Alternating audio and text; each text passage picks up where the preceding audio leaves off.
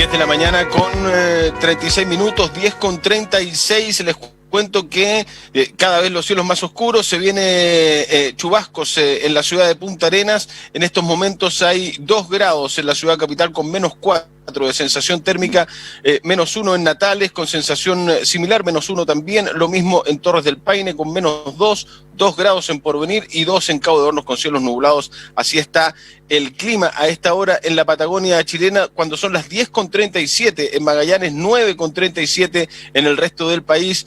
Hashtag Camino al Plebiscito con don Ricardo Yarzo, y ya lo ve en pantalla también a don Luis Mesina, vocero de la coordinadora No Más AFP. Lo saludo rápidamente, Luis, porque voy a hacer la introducción con Ricardo. ¿Cómo estás, Luis? Bienvenido. Muchas gracias por estar acá. Muy bien, muchas gracias por la invitación, muy amable. Ricardo Yarzo, Camino al Plebiscito, mi querido Ricardo. Sí, hoy día comienza las campañas oficiales sobre el plebiscito que va a decidir sobre una nueva constitución para el país. Y nos parece importante que en este espacio conozcamos una visión que proviene desde el mundo social. Y allí Luis Mesina ha sido un símbolo en la lucha por poder reincorporar a nuestra vida, a nuestro país, el tener la seguridad social como un derecho, ¿no?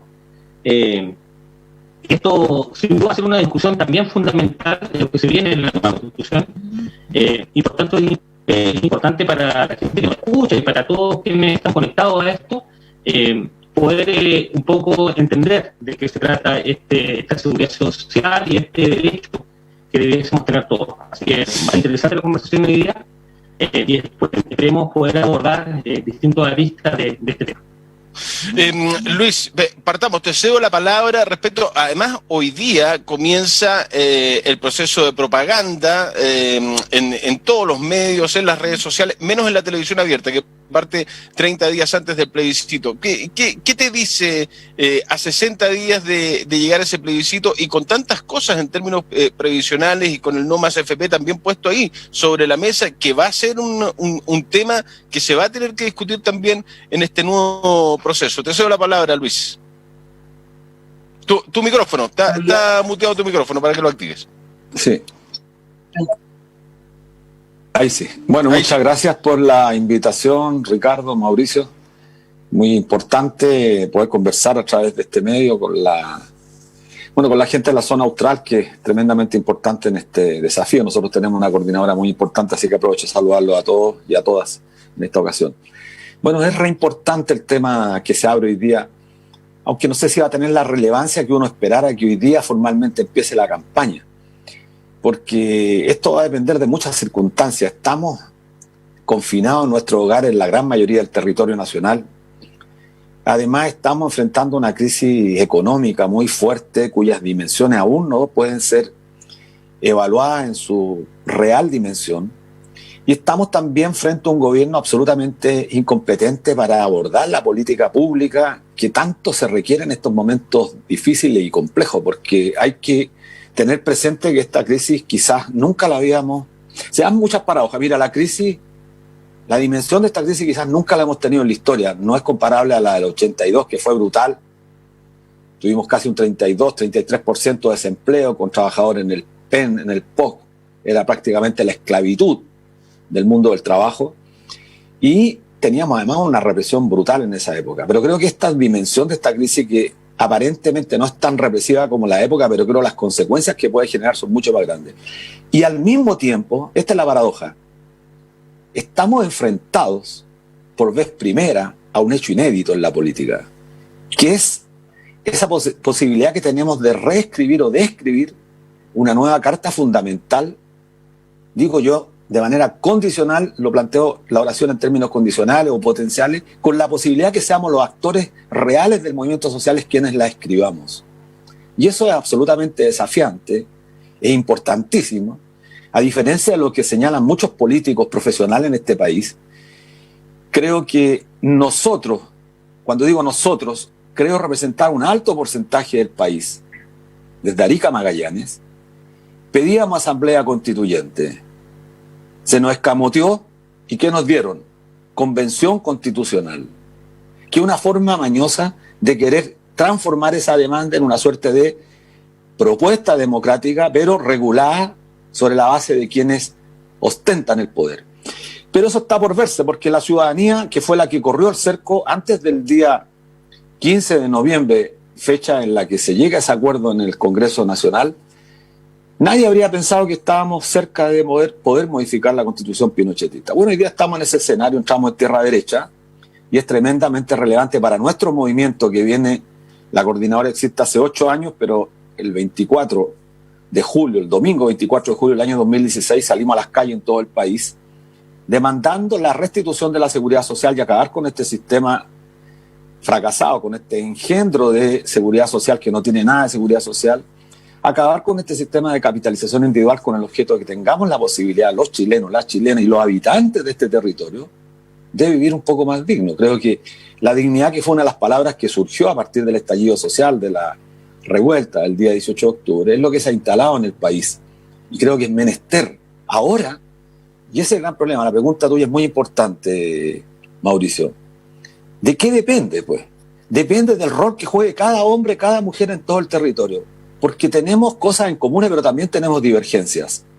Lo que aspira la gran mayoría es restituir derechos, salud, educación, pensiones, seguridad social, vivienda, cuestiones básicas que las teníamos y que desgraciadamente las perdimos, y creo que hoy día se abre la posibilidad para que el 25 de octubre ganemos por goleada el primer tiempo. Nos está ganando el partido el día 25 de octubre, esto creo que es relevante subrayarlo. Se gana una primera parte, por eso tenemos que ganar por goleada, porque en el segundo tiempo nos pueden dar vuelta el partido, si eligen más constituyentes ellos, si colocan trabas, pero si ganamos por un porcentaje altísimo, 80%, nada va a ser posible de pretender limitar la legítima aspiración de nuestra ciudadanía, de nuestro pueblo. Así que muy contento. Una de las críticas, de las problemáticas que colocan los que están por el rechazo, por ejemplo, o los que no quieren una nueva constitución, o los que ven con malos ojos todo este proceso que estamos viviendo, es que la gran pregunta, ¿no? Y se lo preguntaba también a Fernando Atria la semana pasada, ¿quién va a hacer la constitución? Esa es la pregunta que se hace. ¿Qué, lo va a hacer cualquier persona? ¿Cómo es posible que la señora María de tal población pueda ser parte de eso? Bueno, pareciera que eso es lo más importante, porque la puerta que a uno le cuesta abrir, es decir, cuando ve de que las instituciones que han gobernado el país pareciera que no quieren abrir esa puerta, o la ventanita que está medio abierta hay que cerrarla para que no vaya a entrar la ciudadanía. Esa sensación la tiene mucha gente. Sí, bueno, a mí me gustaría que estuviese gente de la comuna de San Gregorio. La gente aquí en Santiago dirá, ¿qué comuna es esa? La confunden con la población San Gregorio que acá existe en la comuna de La Granja, en Santiago. La comuna de San Gregorio ustedes la conocen porque es de la región de ustedes. Yo tuve la fortuna de conocerla, la última gira que hice a la región de Magallanes. Y me gustaría que esa gente estuviese, que pudiera decir algo. Creo que el desdén con que nos han tratado, el desprecio de la clase política respecto de la ciudadanía es lo que tenemos que revertir. Y aquí se requiere de que la gente reescriba la Constitución, de que el hombre común, la mujer sencilla, sea la que tenga la posibilidad de expresar lo que ella siente, porque un país que segrega a las mayorías y hipoteca su decisión en los tecnócratas comete una falta gravísima. Yo lo digo a propósito, yo soy profesor, mira, pero esta suerte de tecnocracia que se ha pretendido instalar en los últimos 30 años es la expresión de lo descompuesto, de lo decadente. La experiencia más reciente la tenemos en el mes de julio, cuando se presionó por el retiro del 10%. Auguraban, proyectaban, pronosticaban prácticamente un escenario apocalíptico en nuestro país, al punto que ayer lo supimos, la futura candidata a la presidencia, que alcaldesa hoy día de Providencia, Evelyn Matei, dijo que Chile se incendiaba si se retiraba el 10%. Esta gente no tiene descaro. Esta gente no tiene pudor. Puede hablar 1000 tonteras y al cabo de 24 o 48 horas la televisión abierta les lava la imagen, les lava la cara. ¿Y qué decimos nosotros? ¿Qué podemos pretender con esta gente? Exministro Rodrigo Aldez, regalón de la presidenta Bachelet, Nicolás Aguirre, regalón del presidente Ricardo Lagos, los más grandes opositores al movimiento Noma AFP, militantes del Partido por la Democracia. Y esa es la gente que los chilenos, las chilenas no tenemos que perder lo más importante, la memoria. Un pueblo sin memoria, se ha dicho, parece frase cliché, un pueblo sin memoria comete nuevamente los errores que ha cometido históricamente. Bueno, nosotros tenemos que tener memoria el 18 de octubre, pero tenemos que tener memoria el 24 de julio del 2016, memoria corta, no larga. Y la memoria larga, lo digo porque, y permítanme esta precisión, el 88 se movilizó todo el país por el plebiscito. Fue contundente el triunfo del no.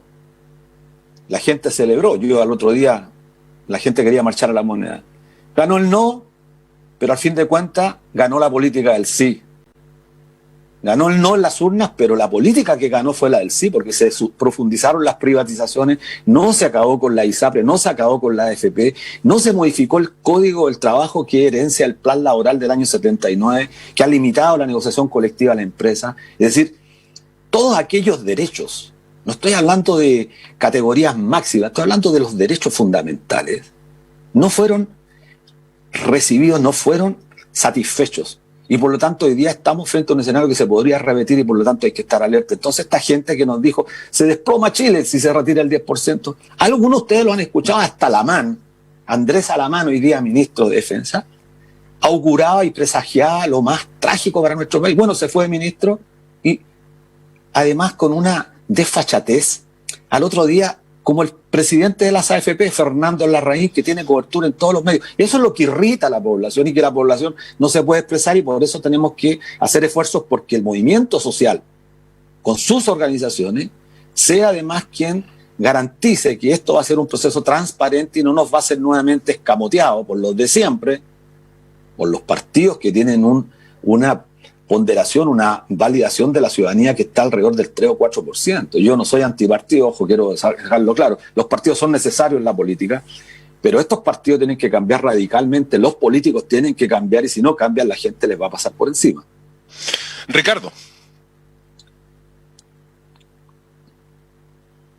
No, está sin audio, Ricardo. A ver si o le sacas nomás el... Sí.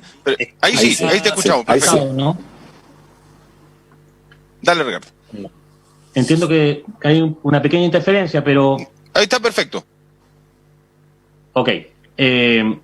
Planteaba que hemos avanzado en el análisis con Luis. Él ha hecho una buena síntesis de lo que ha pasado en los últimos años sobre estos temas. Y hoy día estamos viendo la peor cara del sistema, ¿no? La pandemia nos ha llevado a ver el peor escenario que entrega este modelo. Tanto así que, bien lo decía él, fue una lucha tremenda del pueblo movilizado a través de las calles y después de las redes sociales, como por ejemplo en el tema del 10%, donde no había voluntad, él lo dice claramente, no había voluntad, si fueron la gente lo que empujó para que esto ocurriera. Hay casos tan particulares, acá lo vimos en Magallanes, tenemos una demanda que está en curso sobre ese tema, donde finalmente estos que nos decían que los recursos eran nuestros, no era así. De hecho, los mismos tribunales de justicia están en conflicto con aquello y por tanto se están derribando los mitos. No va al caso particular, pero incluso hay gente que tiene pensiones por otros sistemas de pensiones y queda plata en la AFP y vimos casos que tampoco se la quieren devolver si esta gente ya tiene pensión y sin embargo la plata sigue posada ahí y ellos siguen haciéndose ricos con ello. Entonces es un modelo que ya ha demostrado su peor cara. Y en ese sentido, la pregunta es, ¿cómo ayuda la nueva Constitución o esta nueva forma de pensar Chile a crear un modelo distinto, un modelo que sea posible? Eso es interesante comprenderlo, para también entender la importancia que tiene el momento histórico en que nos encontramos. Sí, bueno, para nosotros es tremendamente importante porque la ciudadanía debe saber que estando a 60 días de este importante hecho político, el gobierno, a pesar de tener tanta deslegitimidad, sigue operando de manera poco clara, poco transparente, llevando adelante iniciativas legislativas que son abiertas y claramente atentatorias a los derechos de las mayorías. Quiero decirlo así de claro. O sea, esta es la paradoja de la sociedad chilena, que mientras las grandes mayorías se han expresado de mil maneras, intentando desbaratar o desarmar un poco toda esta institucionalidad que nos amarra y que nos amarra a ciertas normas que han sido permanentes en estos últimos 30 años y que han privilegiado, yo diría, los intereses y los privilegios de unos pocos en detrimento de las grandes mayorías. Por eso la Constitución es importante, porque lo que buscamos en una nueva Constitución no es aplastar los derechos, desconocer los derechos de las minorías, muy por el contrario. Yo particularmente me inscribo en aquellos que va a luchar fuertemente porque los derechos de las minorías sean respetados. Pero la nueva Constitución tiene que ser diseñada para favorecer a las grandes mayorías, respetando a las minorías. Y no como ha ocurrido en estos 30 años, 40 años, donde una Constitución privilegia y defiende el interés de las minorías conculcando los derechos de las mayorías. Este es el único país que opera de manera inversa. Entonces, ¿por qué es relevante reinstalar los derechos fundamentales? Porque lo que queremos nosotros es seguridad social. Es decir, seguridad social que se funda en el principio más importante de la seguridad social, que es la solidaridad. ¿Y por qué? Porque la solidaridad es lo que permite resolver los problemas entre todos, no individualmente. Esa es la gran paradoja y diría yo el gran dogma que hay que echar abajo en este proceso constituyente, el dogma de fe instalado por los monetaristas que se opera sobre una base absolutamente deformada del liberalismo, que supone que los principios fundamentales del ser humano, arraigada ya prácticamente del siglo XVIII, son la libertad, la propiedad y la familia. Esa triada de principios que han hecho tanto daño a la humanidad porque desconocen lo fundamental de la especie nuestra, que es la condición natural de ser animales políticos. Es decir, animales que necesitamos para nuestra propia existencia interactuar con otros sujetos humanos. Es la intimidad del ser. Y esto, perdónenme que lo plantee así en términos medio ciúticos, pero Aristóteles señalaba que la única forma de ser sujeto en la polis, en la ciudad, era justamente siendo con otros. Y no se comprendería entonces esa permanente idea de instalarla en nuestra sociedad de que somos individuos que operamos en el marco de nuestra propia libertad. Eso no se puede entender. Y la seguridad social implica esto. Esta frase, Luis, de rascarse con las uñas propias, claro, o con las propias uñas, ¿no?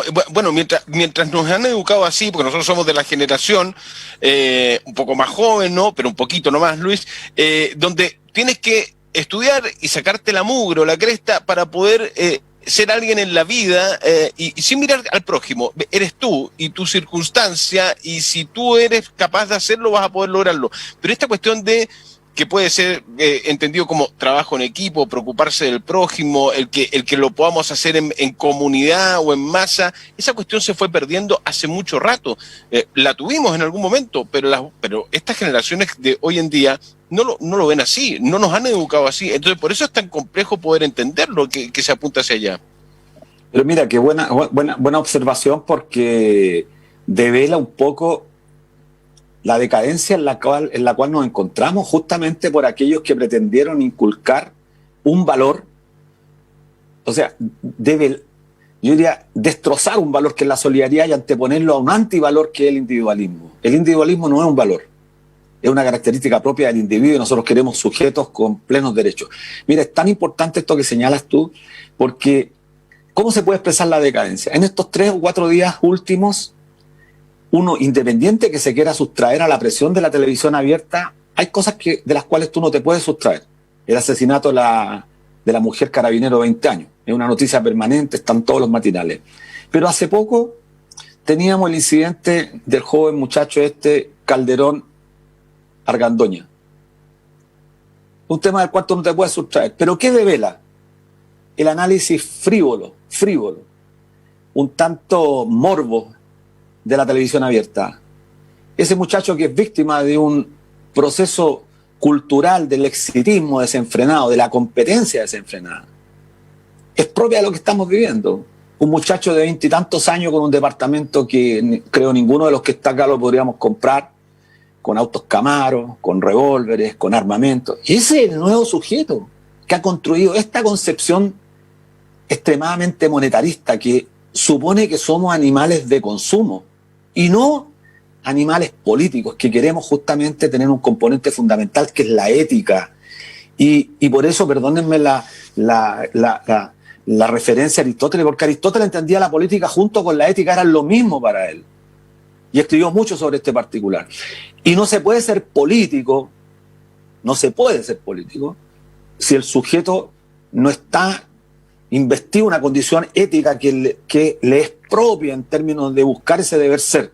Y es por eso que estamos enfrentados a esta crisis. Mira, la solidaridad es no dejar solo a las personas cuando enfrentan contingencias inesperadas en la vida, como accidentes laborales, invalidez, enfermedades, vejez. Y eso es lo que aspiramos nosotros. Y en ese sentido, o más bien dicho, en esa estrategia de demanda creo que estamos la gran mayoría. Yo no me imagino un ser humano, demasiado humano, que sea capaz de despreciar o que no se muestre dolido por el drama de otro. Nosotros no somos indolentes, con el caso de la profesora María Angélica Ojeda, por ejemplo, de Antofagasta, de las profesoras que han trabajado 40 años formando a 20.000 alumnos, después tengan que estar vendiendo parche curita en las puertas de un supermercado.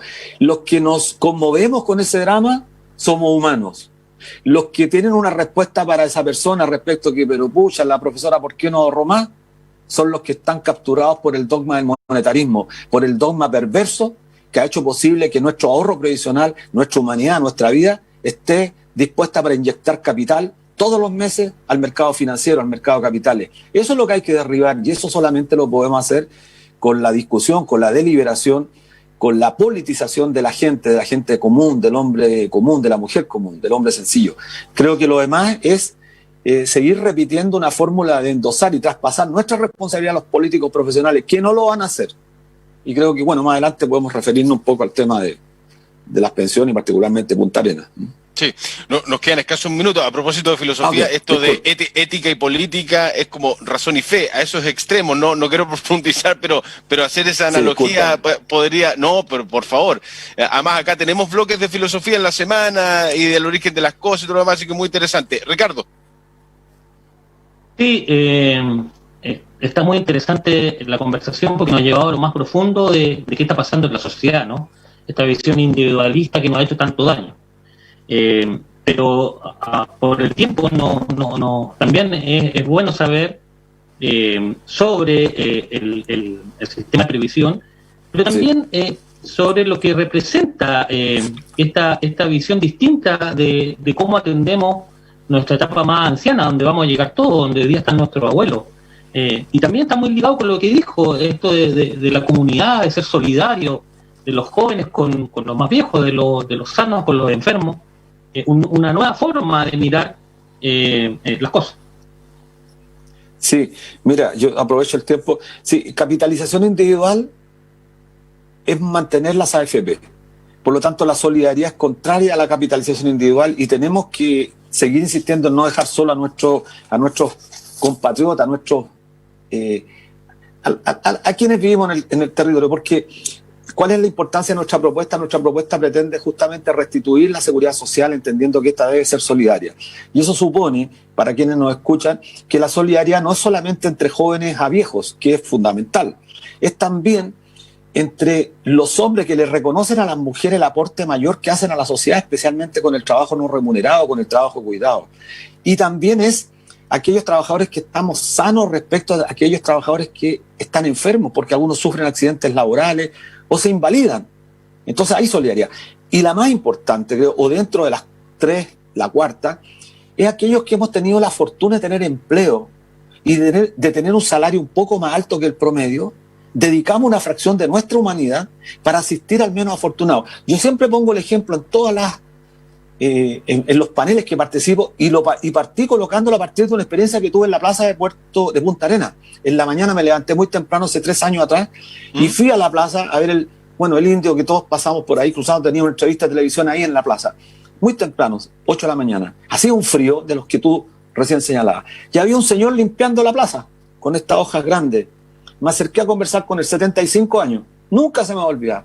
Las manos destruidas por el frío. Yo le dije, ¿de cuándo trabaja? Mira, más o menos como a los 14 años. ¿Cuánto recibía de pensión? Algo cerca de como 80.000 pesos y trabajaba al municipio. Todo eso se repite en todas las plazas públicas. Nos conmovemos con ese sujeto y lo que queremos restituirle son derechos. Nuestra propuesta es una propuesta seria que acaba con la capitalización individual. Por eso hemos dicho que nos preocupa la propuesta que hoy día se fragua en el Congreso, donde una senadora de Punta Arenas, tengo que decirlo, y que es bueno para el debate, ojalá estos debates fueran contraponiendo posiciones. La senadora Carolina Goich el senador Juan Pablo Letelier, que son de oposición, están llegando a una suerte de acuerdo. Ayer lo decía la ministra del Trabajo. ¿Sobre la base de qué? De mejorar las pensiones, sí, pero con mucho aporte público, o sea, recursos públicos, pero manteniendo intactas a las AFP. Eso tienen que explicarlo ahí a la ciudadanía. Tiene que decir la señora Carolina Goy a la ciudadanía en Magallanes: mira, yo quiero mejorar las pensiones, pero a la AFP no las toco. Que seamos transparentes, porque el 10%, yo trabajo en el sistema financiero hace 42 años, el sistema financiero se financia con nuestro ahorro.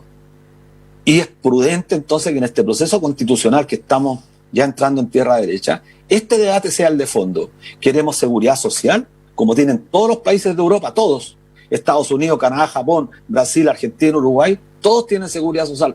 Solamente 9 países con nosotros tenemos este sistema, que es el sistema Ráscate por tu propia uña, y que ha condenado a miles de chilenos, millones de chilenos y chilenas a vivir una vida francamente indigna. Solamente un dato, Mauricio y Ricardo, datos oficiales que lo presenté en la Comisión de Hacienda del Senado, que son de la Superintendencia.